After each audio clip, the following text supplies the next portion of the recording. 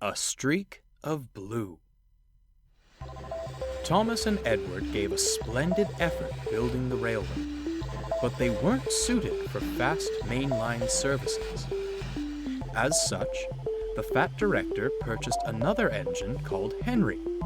Although a good sort, he was prone to steaming troubles, which caused endless frustration. Due to a lack of funds, engines were loaned from other railways. One of these, known only as 87546, fancied himself the savior of the line and never failed to make it known. "Fret no longer," he declared, dragging Henry and his train into the big station, "for I have restored order to our timetable once more." "Does he ever tire of all that hot air in his boiler?" Thomas remarked to Edward. "I say, you, little one," the big engine beckoned to Thomas. "Be a good lackey, take my coaches and the indisposed away. I must rest my aching wheels."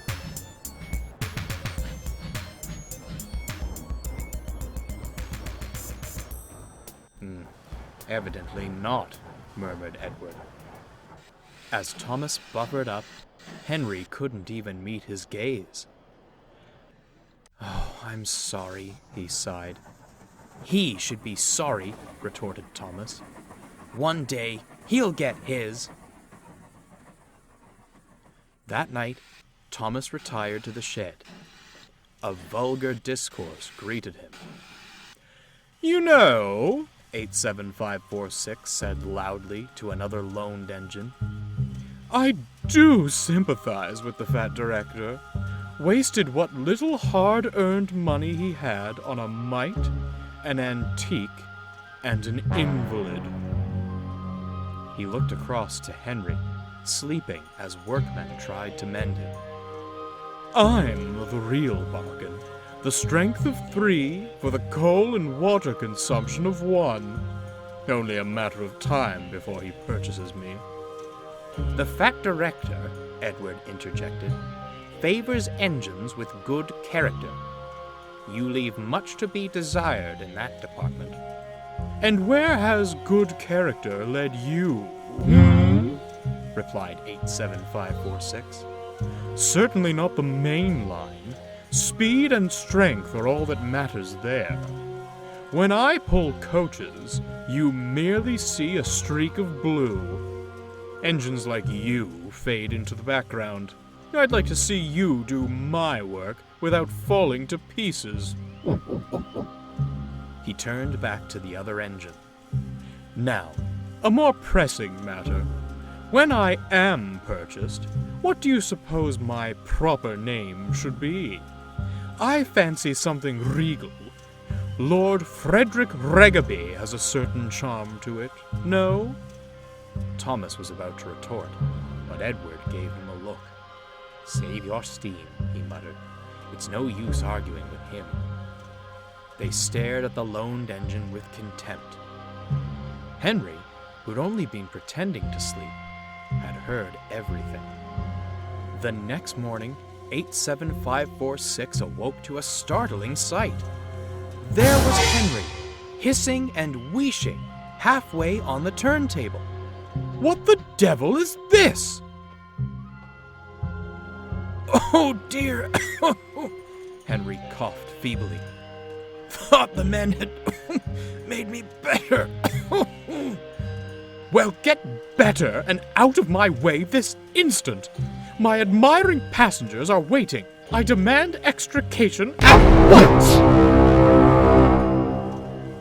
But the other engines had all left for work. They couldn't have helped anyhow, for there was no way onto the turntable. "Worse and worse," the fat director scowled. "The passengers cannot be kept waiting. I'm sorry, Edward. As the others have gone, you'll have to take the coaches." Edward gulped, staring at the long train. "Begging your pardon, sir, but this is a bit beyond my capabilities." "Not if I helped you," bubbled Thomas, shuffling alongside. 2 engines are better than 1, sir. Besides, the others can manage their own shunting for a while. The fat director considered. Very well, he said at last. Off you go. Do your best, but take care.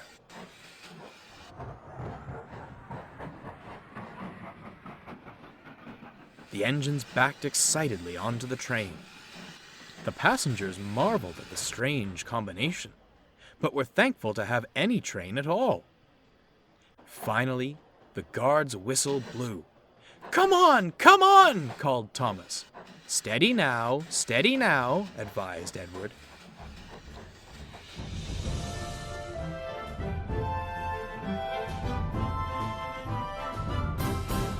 Soon they were on the main line and having a wonderful time.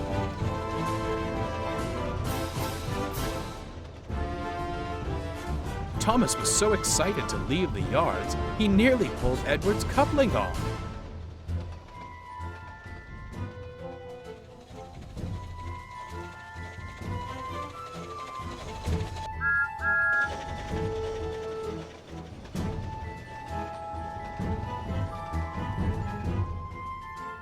Edward chuckled. He was glad to stretch his wheels again.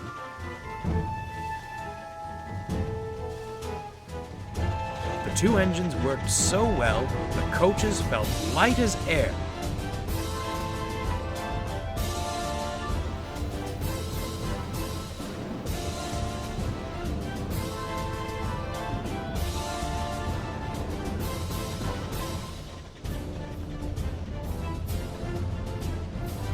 Other engines were shocked as they raced past.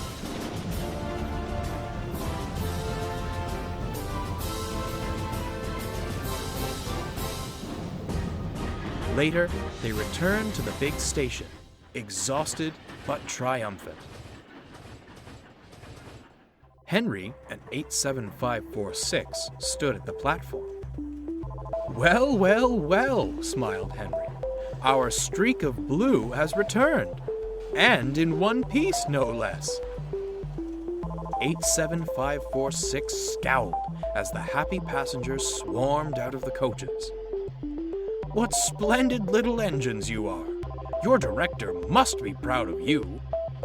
"He's very happy with his purchases indeed," chuckled Thomas. "No, ha ha!" fumed 87546 as he puffed away. "You were only allowed out of the yard because clanky old Edward couldn't manage alone. Enjoy your brief moment in the limelight. It's already fading." "If I didn't know any better," smirked Thomas, "I'd say he didn't like shunting his own train." He chortled off to the water column, but Edward stayed behind. "Are you all right, Henry? What on earth happened this morning?" "Oh, the usual steaming troubles. You know how it is." "Miraculously," he winked, "the problem seemed to vanish after you'd gone." "You didn't!" Edward gasped. "Now, Edward," Henry grinned. "Do you really think I'd do such a thing?" And without another word, Henry steamed away.